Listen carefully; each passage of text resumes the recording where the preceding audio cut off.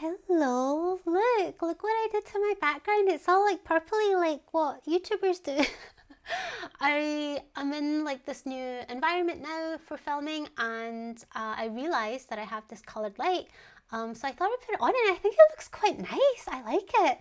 It's a shame I hadn't realised for my last video, which was dating advice. I could have made it like red or pink, but this time I'm going for purpley vibes because that's what people do. Yeah, 3 videos in one day, my god. I guess I just don't really have that much going on today. And you know what I'm like? It's like I don't stream or I don't like make videos for ages and then like I just like make a bunch. I'm like an all or nothing type of person, do you know what I mean? So anyway, let's take a look at our slash advice. I came home to find my roommate's girlfriend cuddling with another guy. Throwaway account because I'm a 26-year-old male and have been living with the same roommate who's also a 26-year-old male for almost 3 years now. We went to college together and became good friends since we grew up in the same area.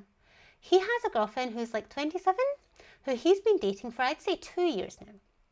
Last week, I flew back home for a 2-week Thanksgiving trip as I'm taking paid time off. He also travels for his job and is gone from the 28th of November to December 8th. I was originally supposed to return on Wednesday 11th, 5 days from now, and that's what I told my roommate before Thanksgiving.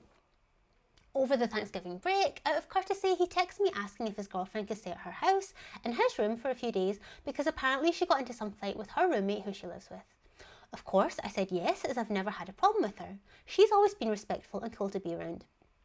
Anyways, plans changed from me coming back on the 11th to today, December 6th. Because of a last minute gig that came up tomorrow, I'm a part-time videographer. As my Uber drops me off, I immediately notice a car parked right in front of my sidewalk that I've never seen before. I was so damn confused until I walk in and see her laying down in our living room couch, cuddling with some dude I've never seen in my life.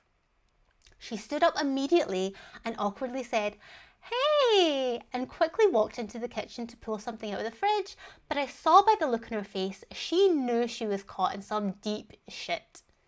I said, "Hey guys, what's up?" with a confused look on my face and walked into my room and shut the door. I could not believe what I just fucking saw. I didn't tell my roommate I was coming back 5 days early, so obviously his girlfriend wouldn't have expected anybody to be there until Sunday. My roommate returns on Sunday. What day was the 6th? The 6th was Saturday. No, today's Saturday, which is the 7th. The 6th is on Friday. So my roommate returns in 2 days on Sunday, December 8th. And I'm just so confused right now, man. I legit don't know what to do. I've been sitting here silent for over an hour now, trying to figure out whether to or how to tell him what I saw. I follow his girlfriend on Instagram and I went searching for the dude out of her 546 followers, but couldn't find him. Damn. Any and all constructive advice is appreciated. Update. Dun dun. 7 a.m. I woke up to some reels sent on Instagram from my roommate about an hour ago, so I know he's awake. I called him and I told him I came back to town early because some work came up today, and I told him exactly what I saw. I basically said Katie was there laying down with some random ass guy, and then they left shortly after I got back. He went silent for a few moments and asked me if I got the guy's license plate and if anything is missing. I said no, but told him the make, model and colour. Nothing seems to be missing from a place. I then described him as best as I could. He said thanks and he'll call me back later. I guess I did my part. Can't say that didn't feel good to get off my chest. He sounded way calmer than I thought, but still. There's no question. So obviously like the situation is already happened, you've already done whatever, you've already told your roommate. But yeah, I absolutely would have told the roommate because, like, you're good friends. You caught this bitch red-handed. And I don't say bitch in a derogative way, I say bitch is just in, like, another word for person. Yeah, so you saw this bitch laying down with some other guy in your roommate's fucking house. So she stays at her boyfriend's house and is basically cheating on him in his own fucking house when he's not there. How can you not say anything, especially if like she's going to be around all the time? So it's not as if like, oh, you're not really close to these people, you're not going to see them very often, don't know if I should tell them, whatever. But you're close to this person, you're going to see them. He has the right to know. I don't know what I would have done like in the moment, to be honest, because like when I read it and you said that you just went to your room, I would have probably, like in my head, I would have probably been like, what's going on here? Hi, who are you? But I tend to get that way where sometimes I'm in so much shock, I can't process anything. Like I just go into freeze or flop. I just can't. So yeah, I might have done the same thing. But yeah. Asking like, did you get the guy's license plate, make, model, colour? Like, I hope the roommate's not going to do anything silly. But asking if anything was missing is interesting. It makes me think like maybe he knows or he's got a suspicion who this guy is and he's maybe dodgy or something. Very interesting. Interesting. Anyway, next one. Husband, male 32, went out on his birthday, did cocaine for the first time, and spent $3,000 at the strippers. I'm a 30-year-old female, have always expressed to him that I dislike him going to the strippers. I've got nothing against women who strip, but unfortunately I'm not a cool wife who's okay with my husband going to them. He's always known how I feel about it.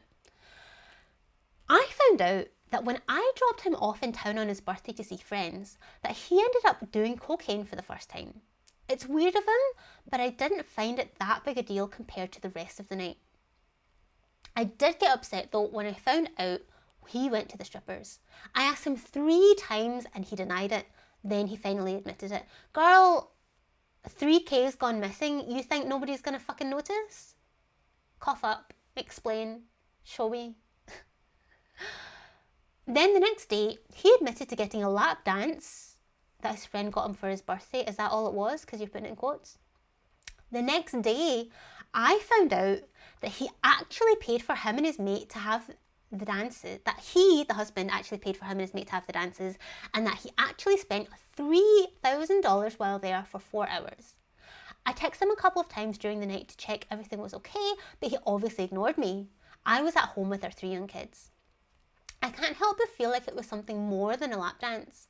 I feel so sad and betrayed. I'm embarrassed. And as I'm naive about strip clubs, I don't know what can actually happen there. Am I overreacting? I mean, you've said, like, you've primed us to think that maybe there was something else because you've said lap dance, but I don't know where you're getting that from. Like, I don't know if you've got, like, a good reason to think that it may have been something else or not. But the fact that he's, like, denying shit. Like, I'm sorry, right? But it's one thing to go to the strip club when you know that your partner doesn't like it and then just fucking lie about it 3 times. It's another thing to spend a ridiculous amount of money at the strip club. Like, were they like incredibly good dancers? Because I don't even know how you can spend that much money in one place unless you're buying like a fucking watch or something like that. Do you know what I mean? Like, that's a lot of money to like in cash. Like, he must have like been giving out $100 bills or something like that, because that's a lot of money. And I'm the same. I've never been to a strip club. I don't know what can actually happen there, but rumors and stuff like that, massage parlors and all the rest of it. And like I say, he's denying it, so maybe he's covering something up. Maybe he's just feeling guilty because he knows you don't like him going to the strip club. But what have you got to be embarrassed about, girl? You're not the one who should be embarrassed. He should be embarrassed. He should be ashamed of himself. Not because he went to the strippers, but because he went knowing that you wouldn't like it and then he lied about it. That's not cool. Like, see if you just been like, babe, oh my God. Like, so I somehow ended up doing coke, whatever, and then we went to the strip club. I'm sorry, I know you don't like it. I wasn't really thinking, to be honest, and by the way, I spent $3,000. Don't worry, it didn't come out of our joint account. I paid for that all by myself. You don't have to worry about it. Do you know what I mean? Because that would be even fucking worse if that was like their shared money or something like that, I don't think you're overreacting. It doesn't sound as if you're like going off on it or whatever. You're just asking reasonable questions, in my opinion. And again, if you hadn't lied about it, then maybe you wouldn't be feeling some type of way so much, But yeah, I don't think you're overreacting. But I also wouldn't like obsess over it. Do you know what I'm saying? Like, I would hope that you have a good enough relationship with your husband that you can talk about it and then get over it and like feel comfortable that he is telling you the full story now. Yeah. I really like this purple, don't you? I think it's cool because like in my other apartment, like it was just like vast space behind me, right? Because like that apartment was so small and it was all open plan because it was so small. There wasn't even room enough for walls. And because of where the camera and the window was, I felt like there was always like either a lot of light or not any light at all, and it didn't really like blah blah blah whatever. But I feel like here there's a lot of like white space and the light is like coming off really nice. Let me know what you think about it in the comments. I'm definitely not going to set up like a more sophisticated background, but if you like the light, I'm going to keep doing the light. Anyway, next one. How does someone cope with the knowledge of being dumb as a fucking brick? I'm dumb. Sorry to be so self-hating, but it's true. I am dumb as fuck. Throughout all my school years, I had to have extensive help and tutoring with math and science. I am always, without fail, always the last person to understand something. I never could play sports because I couldn't wrap my mind around the concept of the plays. A solution can be staring me in the face and I don't see it. I have to ask people to explain jokes all the time. I can't infer anything that is not outright said to me as a matter of fact. I get so frustrated and angry with myself and how dumb I am, I just start throwing stuff. I started reading history a couple of years ago. It's some of the only stuff I've ever felt passionate about, but it's also just really easy for me. If you read a thing, now you know the thing. Fiction is impossible for me to understand. If the author wants me to infer something indirectly from what a character does, there is no way I'll pick it up on my own. I know everything as a bullet point list of facts. That's it, nothing else. No reasoning skills, no social literacy, no understanding of abstract concepts like philosophy. Artwork is only pictures, never something with meaning. I understand metal music, history and cartoons. That's all. I feel locked out of an entire universe of experiences. I feel I'm overwhelmed by how incapable of understanding I am. So how does one cope with the knowledge of being stupid? I feel bad for you. I thought this was going to be like a lighthearted, like, girl, I'm dumb as fuck. Like, should I embrace it or what? But this sounds, honestly, you see, reading it like very early on, sounds to me like you're some kind of neurodivergent, maybe have a learning disability. I would honestly get that checked out because it's not that you're stupid. I don't like that word, stupid. I think it's kind of mean. But anyway, like, even if you were completely like lacking intelligence, that's not a reason to like hate yourself or be mean to yourself. Do you know what I mean? Like, you can't help the way that your brain is. But it doesn't sound to me like you're stupid. It sounds to me like you're struggling with math and science, which is very common for people with learning disabilities. It's hard for you to wrap your mind about things. You don't understand jokes or like reading in between the lines. Fiction is difficult for you.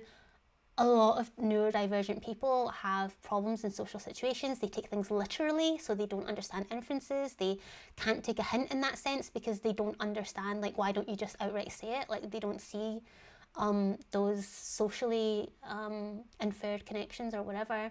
But you're very into history. You get metal music and you like cartoons. So there are things that you get and that you understand and that you can latch onto and that you say, you know, I'm about facts. No reasoning skills, maybe just not in the traditional sense, maybe just not in the way that everyone else is doing it. Maybe you do have reasoning skills, they're just not like seen as being that way because they're different, so people like make fun of you for it or treat you differently. Or you've got it so much in your head that you're like mentally inept that you think you don't have these skills, but maybe you do. So I would honestly get checked out to see if you're neurodivergent or have some sort of learning disability, because a lot of undiagnosed people like really get down on themselves because they don't realise, they think there's something like wrong with them when actually their brains are just different. So yeah. And even if you get that checked out and they say, we don't think you're neurodivergent, you don't seem to have a learning disability, how do you cope with that? I would ask, what is it that's bothering you about it? Like, you say that I feel locked out of an entire universe of experiences. But it's like, you have these 3 things that you like. Is that enough for you? Can you explore those even deeper? Can you make something out of those? Can you create something for yourself that's like just as satisfying and fulfilling, and that you're like, wow, I feel bad for other people who don't experience this? Do you know what I mean? So think about like what it is that you're actually missing out on, and think about what it is that you have and how you can enhance that. But I do think like this mindset of being stupid, I don't think that's necessarily what's going on, even if you don't have some learning disability or neurodivergence. As I say, I don't like the word stupid. It's very like, to me, the word stupid means we have an idea of what a smart person looks like, and you don't look exactly like that, therefore you're stupid. But there are lots of different ways to be smart, intelligent, clever, whatever. It's just whether people recognize it. I mean, people always think that geniuses are mad, right? That's why they call them mad geniuses, because they don't get it. They don't understand their excellence until several years later, and then someone else is able to, discover the same thing or portray the same thing, whatever. Or people just, catch up and realize that this person was actually fucking onto something. So yeah, don't get down on yourself. Next one. I just found out I'm not getting what I wanted for Christmas. Hear me out. Okay, so for starters, I know what you're thinking. It's another brat complaining that they didn't get their Lamborghini, but please just hear me out. Ever since I was little, I've really wanted to at least play on my brother's Xbox. I have 3 older brothers. They had 2 Xboxes, but I was never allowed because it was too violent. But my brothers are 15 to 12 years older than me, so when they moved out and they took it with them, I never got to play with it, and it made me very upset. I wasn't even allowed to watch my brother play because my mum would yell at me, telling me it'll make me violent or want to murder people. Seems like a fucking double standard. I mean, I get like they're much older, but I think you yelling at your son just for wanting to see what his brother is doing is probably more likely gonna give him some type of, do you know what I'm saying? Like, yeah. There's like fucking having a conversation with someone, do you know what I mean? Like, children aren't stupid. You just gotta talk to them in a way that makes sense to them. Anyway, my parents can't afford it. They literally bought a cottage and red 2010 Camaro, and I'm now 14. I'm working very hard in school and got a 97% in business class on my midterms. I'm struggling with math and science a bit, but I'm only like a 75% in science. And I have been very good. Going up to the cottage every weekend to help my parents rebuild it, following a healthy diet, trying to get off my devices more, helping my sister-in-law with her newborn and daughter. Yesterday, while talking to my mum as we watched my town's fireworks show from the comfort of our couch, the Christmas movie with Jack Black being Satan, watched my town's fireworks show from the comfort of our couch, the Christmas movie. Are you watching the fireworks show or are you watching the Christmas movie? Anyway, love that movie. Excuse me. My mum told me not to be upset, but that I hope you aren't too upset if you don't get an Xbox. I told her I wouldn't be, but I kind of am. Even though she explained it's because she already finished Christmas shopping by early November, which I didn't know about. For context, I never ask for gifts, like ever. When it's my birthday, I tell my family members that they can just give me a couple of dollars and a cake and I'm happy. But my mum says that makes them upset, so I guess I'll have to change that up soon. But it's upsetting when something you've wanted for so long, watch your siblings get to enjoy, and when your best friend is constantly asking if I'm able to play Fortnite with him yet, doesn't work on my mum's PC, it's upsetting. I told my mum that's the only thing I want for Christmas. I didn't need anything else. I guess I'm just starting to suspect that it's my mother acting a bit sexist again. She always has. Why? What's sexism got to do with it? Is it because your brothers played Xbox and are you not a brother? Anyway. A great example is her screaming at me that I can't wear shorts to high school, to the point she forced my dad to say something to agree with her. Meanwhile, my dad was wearing shorts shorter than mine. There's a lot more cases of my mum being sexist, like calling girls that wear a lot of makeup sluts. She's 15. But seriously, not letting me play video games? She's always been weird about that. I love video games. It's like my imagination could go crazy and came to life. To be honest, I'm just not sure what to do. When I open the gifts and I don't get it, I know I'll be upset, but I can't be upset for Christmas because that will ruin it. But I cry really, really easily, so I'm scared I'm going to cry watching my brothers open their presents and get all the gifts they wanted. Also, my mum last year got my brother a new laptop, headphones, at least $2,000 worth of stuff, at least. So we're not tight on money. And plus, I have no idea what I'm getting. Last year I got perfume and makeup, which I barely use, but I'm the one that said I didn't want anything. Lol, beggars can't be choosers. But this year, you're saying what you want. I'm considering just buying it with my own money, to be honest. Any advice? Edit, I believe there's a chance that maybe my parents are trying to surprise me, which I guess makes sense because I'm extremely oblivious and most likely autistic. Can't believe Reddit had to point that out. I did think that was a possibility. That they're just trying to set it up so that you're like even happier with it. But two things that come to mind, like one is like,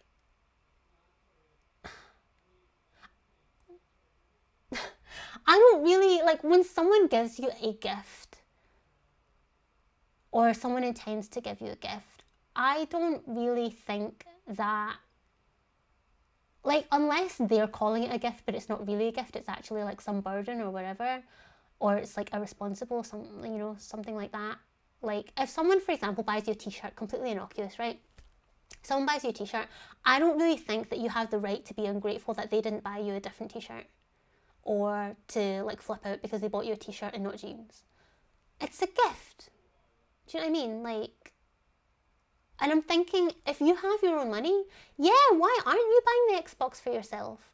What's the point in having money if you, like enough money, if you're not going to spend it on stuff you want, especially like as a 14-year-old? What else are you spending on? Bills? Do you know what I mean? Like, I get it, like, your brothers get really expensive presents and stuff that presumably they want. I don't know, maybe your brother didn't want a laptop. But the money thing isn't an issue. It seems to be that you're just not allowed to play Xbox for whatever reason. But I think that if it really was that your mum didn't want you to play Xbox, she's probably not going to be happy either if you buy it for yourself. I don't know, I'm kind of torn with this one because I feel like you're only 14 years old, so I want to cut you a little bit of slack. But at the same time, I don't want to be acting as if certain things are okay just because you're young.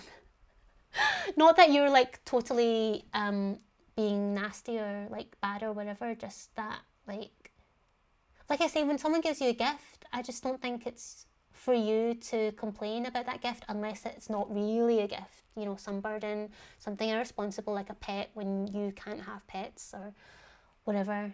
I just think you need to not look at it in such a way that you should be getting the gifts that you want. I just think you need to approach gift giving and receiving in a different way, honestly. And yeah, just buy the Xbox yourself. See what happens. Next one. Friends having a beach party, but I really don't want to wear a swimsuit. Hello, I've never really posted on here, so I'm sorry for any grammar and formatting mistakes. Lol, lol, lol, lol. My friend, who is a 15-year-old female, is throwing a beach party and has invited me, also 15-year-old female. It reminds me of the Sabrina the Teenage Witch movie, you know, where they have a pool party there. Anyway, I love my friend and everyone attending very much, and I know that they wouldn't judge me, but I really, really don't want to wear a swimsuit. All the girls attending her birthday are quite small, and I'm not. I'm around 165 centimetres and 68 kilograms. So what's that? I'm like 156 and I'm like 5'2"-ish. So that's, what's that going to be then? Like 5'4", 68 kilograms. What's that in stone? Like 9.5 stone? I don't know. I'm not good with these things. I know that basically everyone there is going to swim, and I don't want to be the only person not swimming. It's not like my friend will be upset at me for not swimming or anything, but I don't want her to just like babysit me on the sand because she feels bad. I just wish I was like 15 kilograms lighter. Girl, that's a shame. You're only 15 and you're already having like weight issues. I just wish I was like 15k lighter so I could wear a stupid swimsuit without my fat seeping out of the fabric. There's also a guy that I like who's coming and he 1000% doesn't like me back and I'm completely fine with that, but I just don't want to be looking like an ogre who forced themselves into a bikini in front of him, you know what I mean? Girl, I do. It's sad, but I do. I get it. I'm really considering just not going, but I really wanted to celebrate with her and catch up with the people attending her party. I'm too embarrassed to ask anyone in real life for advice because no one really knows that I hate myself, kind of cringe. So here I am. Do you guys think I should just not go, or am I being extremely paranoid and overthinking the entire thing? Girl, I think paranoid and overthinking is a bit harsh, but you've said no one's going to be mad at you, no one's going to judge you. The issue is the way you feel about yourself, which is like, oof, big heavy topic. Do you know what I mean? I think you should go. Like,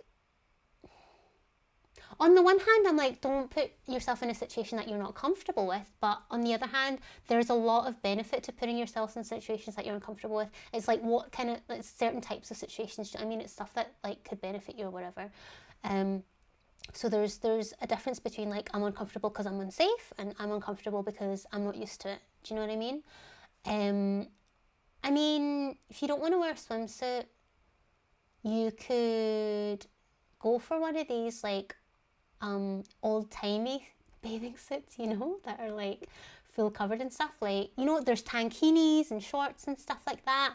You could also wear a sarong, like wrap it around your waist if you're feeling insecure that way.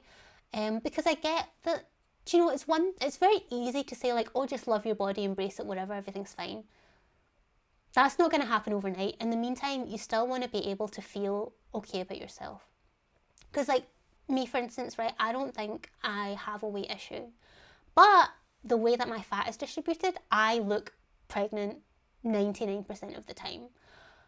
I don't hate my body, but I know what it looks like. And so when I go out to dinner, I don't wear skin tight clothes that are going to accentuate my pregnant looking belly. Do you know what I mean? It doesn't mean that I hate myself, but I still don't want to like have to look what I consider to be worse if I don't have to. Do you know what I mean? But I do think there's a difference between like feeling okay with yourself and not wanting to accentuate the, I don't want to say flaws, but you know, the less good stuff. And then there's like feeling insecure on the inside, and that's what's driving you to behave in a certain way. What's the question? I think you should go try and find an outfit that you're comfortable with. Yeah, as I say, you could wear like a sarong, tankini type of thing. You could also wear like some sort of beachwear, but like with dungarees over it. You know, very She's All That, you know that movie? Where like she's supposed to be like all awkward and stuff, but then she's on the beach and she's wearing dungarees. Like there's options for you, you know.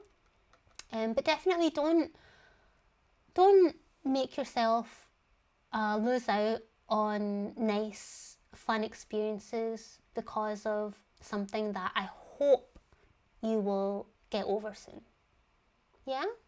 And with a bit of practice and, you know, like putting yourself out there in situations that you think will go badly and then they actually go okay, through doing that, that'll kind of make you realise that actually it's all right. Like, I don't have to be afraid of this anymore. Do you know what I mean? Kind of like exposure therapy. Anyway. Next one. Need advice for work. Hi, I'm currently unemployed, worked as an admin assistant for 2 years after finishing my contract, took an accounting and bookkeeping course, as well as a mastery course on QBO and Xero, mainly focusing on sole ownership businesses. Been looking for work as a bookkeeper and admin online for 6 months now, still no luck. Sad and depressed. Could be because of the intense competition, so I'm asking for advice if there are any entry-level, no experience jobs online anyone could recommend. Oh. We'll learn anything, really just need to get a job. So this seems very specific, like does anyone know of any jobs going, but you've not put anything about like your location, your availability, like the types of jobs you want to do. I mean, you said like entry level, no experience online and like what your experience is, but I think we need a bit more. I mean, what I would recommend, like obviously it depends on your situation, like where you are and everything, but I would recommend getting in touch with temping agencies. Like if you really are saying like, look, I'm doing everything I can to get an accounting or bookkeeping job that's not working, so in the meantime I want something else. Contact recruitment agencies, people that deal with like short-term work, temping and stuff like that. And hopefully there will be more opportunities there. But to be honest, the job market pretty much everywhere sucks. It's been terrible for a couple of years now. There's a lot of redundancies and stuff like that. So not only is there a lot of competition out there, but there's also not very many openings because, you know, people are getting made redundant. So they're like, you know, they're shrinking their workforces rather than increasing them. I would maybe also contact your local job centre or like career advisory counselling centre to see if they can provide you with any additional support, and maybe recommend to you the types of courses that you might want to do, or like do like an internship or something like that in the field that you want to get into. Yeah, that's my advice. Next, it's the last one. Setting boundaries. Hi all, I could really use your help without any judgments because my mental health is struggling because of my issue. A little bit of backstory is that I have grown up in a household that is extremely close to a fault. My parents, especially my mum, have always had the final say in decisions that I made, such as what college I went to, what my main career would be, although I was pretty much able to decide what I went to school for, made decisions on significant others and friends, really pushed my wedding dress choice, which I now look back on and I hate. And the list goes on and on. This is not being closeness, this is controlling. That is not the same thing in any way, shape or form. So I'm a 29-year-old female and I've been significantly influenced by my family my entire life, and I'm trying to become more independent. I am married, have a house, dogs and a baby, and they still feel they can control me. I also have issues because of all of this, making decisions on my own without the help from mostly my mum. My daughter has a minor health issue, nothing bad, but my mum is always trying to tell me what she thinks is right and arguing with what professionals say. In addition, my husband and I are working on making our house a home by doing what we want with it, which our ideas she finds stupid. That's a shame. Like, girl, you're a grown-ass fucking adult and your mum is trying to control everything, treating you as if you're a child. That's a shame. It's getting to the point where if I disagree with her, it leads to a whole argument and her essentially threatening my inheritance, as well as holding any money she has given us, which we never once asked for, over our head. My mental health is spiralling and I honestly don't know what to do. I know the easy solution is to stop discussing things with her and start closing communication some, but I don't have many people to confide in. I work from home and don't have any friends in the area I live in since we have moved a lot from my husband's job. In addition, when you've lived a certain way your whole life, it's so hard to break free of old habits. If anyone has been in a similar situation, how did you start creating boundaries? I don't want to completely cut my mom out of my life, but I need to work on myself and my family without her butting in, although I know it's my fault. Girl, why? It's not your fault. How other people behave is not your fault, especially when other people are controlling, guilt tripping, like fucking acting the victim. It's not your fault. What's the question? Oh, there is no question. It's just about setting boundaries. No, how did you start creating boundaries? Go to therapy. Honestly, like, especially like the therapist that I'm working with right now, like I've been in a counselling since I was 18. And I've gone like through different counsellors as well, but the one that I'm working with right now, I feel like I'm benefiting the most from this because we're doing trauma focused therapy specifically, which I don't understand why none of my other therapists had done, even though they knew very much about my trauma. But anyway, regardless, what I'm getting at is that by going to therapy and getting the right type of therapy, I found that I've been able to set boundaries much, much better than I could before. Like, I don't think there's such a thing as like being perfect when it comes to boundaries, or most other things in life, I would say. There's always room for improvement. But yeah, I would say before, like, I didn't even fucking understand the meaning of like boundaries when it comes to myself. Like, I understood and appreciated other people's boundaries, But when it came to myself, I was just like, I don't fucking know. And honestly, I didn't feel like I deserved to have them. And as you say, it's hard to break out of old habits when you've lived that way your whole entire life, and it's your parents, your family, the people who are closest to you that are supposed to guide you and set you up for a good, independent, self-sufficient life in the world. If they're like controlling you, not allowing you to make your own decisions about every single fucking detail, it's hard to stop and to, break away from that. So I think that therapy will help. I think that you can start making a list of like recent situations that you've been in, what the situation was, how the situation went, what you did in that situation, how you wish it would have went, and what you would have had to do in that situation to make it different. And through those differences and seeing like the contrast, you can start to figure out where your boundaries are, because you can start to say, okay, maybe that situation didn't quite turn out the way that I wanted, but actually it wasn't that bad. Maybe I'm okay with that kind of thing. But this one, no, I'm not okay with that. I'm really unhappy with the way that turned out. In future, I would like to be able to handle it in this particular way. Then that's how you can start forming those boundaries. Because I think it's can be such an abstract concept when you're not used to it. Like boundaries, like what does that mean? Do you know what I mean? What does that look like? Can you give me an example? But yeah, everyone's situation is obviously going to be a little bit different, and everyone's needs are going to be different. But I do think that if you start off with that, about behaviours and results, then, and if you base it like on real scenarios rather than like hypothetical things that can happen in the future, start with what's already happened, and then you can get your mind a little bit straight, and then you can start like anticipating situations and thinking of things in advance, with that list and that work that you've done in mind to help prepare you, to kind of like gear you up to standing up for yourself and to setting those boundaries and whatnot. So yeah, that's my advice. What would your advice be? Setting boundaries is hard, it's complicated. It's one of those things that like if you do have like trauma or like self-love issues, it's like just grasping the concept for yourself is a struggle in its own right? So if you do have any advice for people how to set boundaries or how to set better boundaries, how to enforce them, because it's not just having the boundaries, it's actually enforcing them. Let us know in the comments what your hints and tips are. I hope you enjoyed this episode. Let me know as well what you think about the background or the colour. Like, I really like the colour. I think it's nice. I think it somehow like brings out my like actual face a bit more somehow. I don't really know.